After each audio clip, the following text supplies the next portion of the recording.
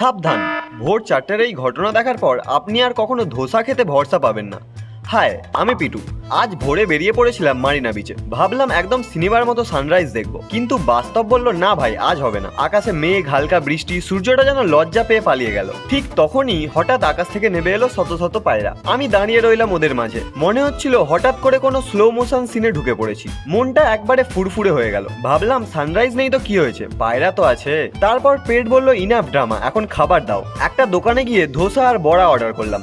দোকানটায় ভিড়ে ভর্তি, তাই ভাবলাম নিশ্চয়ই ভালো হবে। কিন্তু প্রথম কামড় দিতেই বুঝলাম এই ধোসা এমন যেন মোবাইলে ফুল নেটওয়ার্ক আছে কিন্তু ইন্টারনেট নেই। একদম সাদামাটা, মশলা নেই, শুধু ধোসার আত্মাটা বেঁচে আছে। তবে সব বাঁচিয়ে দিল এই দোকানের এক কাপ চা, কড়া চা। বিশ্বাস করুন এই চাটাই আমার দিনের একমাত্র সুপারহিরো। চায়ে চুমুক দিতেই সব রাগ ধুয়ে গেল। শেষে এক কাপ গরম চা দিয়ে দিনটা শুরু করলাম। সানরাইজ মিস হলেও গল্পটা কিন্তু ইনস্টাগ্রাম রিলের মতোই রেডি হয়ে গেল। তুমি হলে কি করতে? সানরাইজ মিস হলে মন খারাপ করো, না আমার মতো গল্প বানিয়ে ফেলো? কমেন্টে বলো। টাটা।